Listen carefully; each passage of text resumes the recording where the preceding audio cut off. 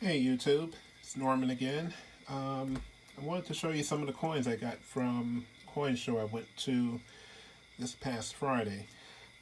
Before I do that, though, I have to mention that this I've been collecting for 8 years, and this is the first coin show I've ever gone to.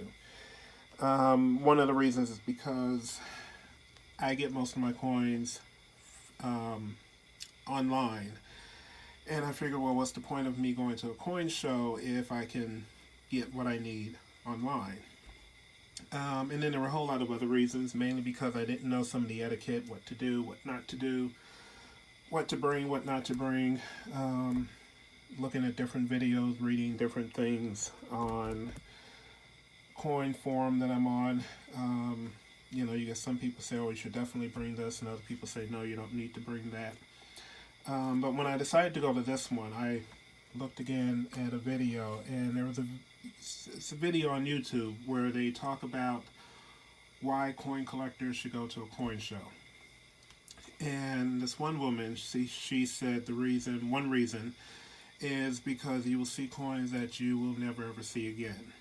Um, and her recommendation was not to bring a list, but just to go with an open mind and buy what you like. So I thought, okay, I can do that. It only costs $5 to get in. I can look around, see some stuff, and I actually had a lot of fun. I did not bring a list with me. My favorite coins are Morgans. Um, my budget for coins has been spent, so I knew I wasn't going to get anything. But I thought, maybe I'll get something, a few cheaper coins, maybe some Indian head pennies, Barber half dollars, what have you. Um, Turns out I had a ton of fun there. Got a few things. I'm going to show them to you and give you some information on why I bought what I bought. So I'm going to start with this one.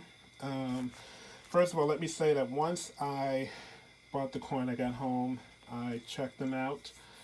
Um, I have an app through PCGS that can gives you an idea of what the coin is graded. So I'm fairly confident that I got a good price, if not a deal, for the coins that I got. So this was the last coin of the day that I bought. Um, Say 1922 peace dollar. It was actually an upgrade from one that I currently have. The one I have is in really bad shape. I only paid $20 for it. Don't ask me why I bought it. But the guy had two bins. He had a $20 bin and a $25 bin. The $20 bin had some various AU coins. The $25 bin had some MS coins. And then I think someone mixed up the coins because I saw an MS coin in the $20 bin, an AU coin in the $25 bin. When I gave this coin to the guy, he said, "Which bin did you get it from?" And I told the truth. I said I got it from the $25 bin. So I paid $25. And I'm sure if I had have said that I've gotten it from the $20 bin, I would have paid $20. But anyway, this says MS63. I'm fairly confident that it's an MS63. One thing I didn't notice, which was my mistake, and I will see if I can blow it up. Right there's a scratch. Nothing major. Um, if I had a saw it at the show, I still would have bought it. Because like I said, it's definitely an upgrade from what I have in my collection. Being that I love dollar coins, I have to have like at least one of each dollar coin there is out there. Although, I'm collecting the Morgans, and my thought was once I finish the Morgans, I'll do the peace dollars. But after seeing the peace dollar, really good peace dollar up close, they're not as appealing to me as I thought they would be. So I probably just have one peace dollar in my collection, which would be this one, unless I can find a better one. And that's that. Nothing much I can say about this dealer. He had a lot of work to do, so he didn't engage me in conversation. I didn't engage him in conversation. And that's that. Okay, moving on. So one of the things I did, again, based on this one YouTube video I saw. I went in, there were like, what, 500 million dealers there. So I went from table to table, and based on a recommendation, I didn't buy anything until I had made my rounds among all of the tables. So every place I stopped, they, asked me if they could help me. I said, no, I'm just looking. So I went to this one dealer, nice gentleman. He said, can I help you? I said, no, I'm just looking. I said, okay. I said, if you have any questions, feel free to ask, and I'll have an answer for you. It's like, okay, thank you. 30 seconds later, he goes, and I mean that. If any questions, I will have an answer for you. And I told him it was my first time at a coin show.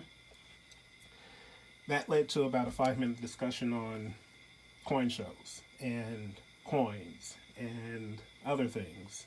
Turns out he'd been a dealer for about 20 years, gone to about 400 coin shows as a dealer. Prior to that, he was collecting for 20 years. And as a collector, has gone to about 400 coin shows. So in a 40-year period, he's gone to about 800 coin shows. So anyway, there you go. He gave me, he had a lot of information, great to talk to. I was looking, I made a note to come back to him, but I asked him about V-head nickels. He gave me some information on them. He explained that he was selling this one for $1. So when I came back, I had every intent of buying this coin from him. Okay, the 2 V-head nickels that I have, I got out of a register. They're in very poor shape, and this one is in much better condition. So when I saw him again, he goes, after you left, I thought I should have gave you a coin, because since it's your first coin show, you need to have a coin. And he gave this to me. I said, well, I was coming back to buy it. He goes, no, take it. So at which point I knew, I was going to, out of courtesy, because of the knowledge, because of his friendliness and how much he talked to me, I had to buy something else. So this was free. He was selling it for $1. After getting this coin, I would like to have a collection of some low-grade V-nickels. Probably just put them in a 2x2 flip, throw them in a binder, and call it a day. But I definitely do like this coin. Like I said, both of my V-nickels are in poor shape, so I never knew that there was supposed to be the word Liberty in the headband. He showed me an AU V-nickel, and I could see the Liberty. Made a huge difference. So that one I got for free. This I bought because I do have an Indian head penny in my collection, which I found in the cash register. Not in that good condition. Poor condition, actually. Again, I didn't know there was supposed to be the word Liberty in the headband. But I was happy with that one. This one, you can see it does say Liberty in there. Right. Only paid $4 for this. I didn't think it was that bad of a deal. Pretty decent condition. And again, after this, I thought, I can collect some low-grade Indian head pennies. Have a nice collection of them.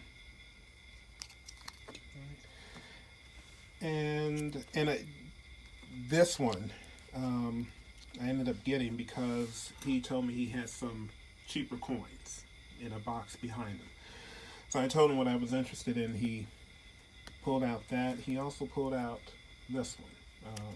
It's 1911 Barber half dollar. Never seen one in person, only seen pictures of it. Again, you can't see Liberty in it, but I'm happy with the condition. It has a lot of eye appeal, and that means more to me than, whether the coin is an MS, AU, what have you. It has to have eye appeal. So I only paid $22 for this one. Again, I was satisfied. So for his time, and he talked with me for quite a while.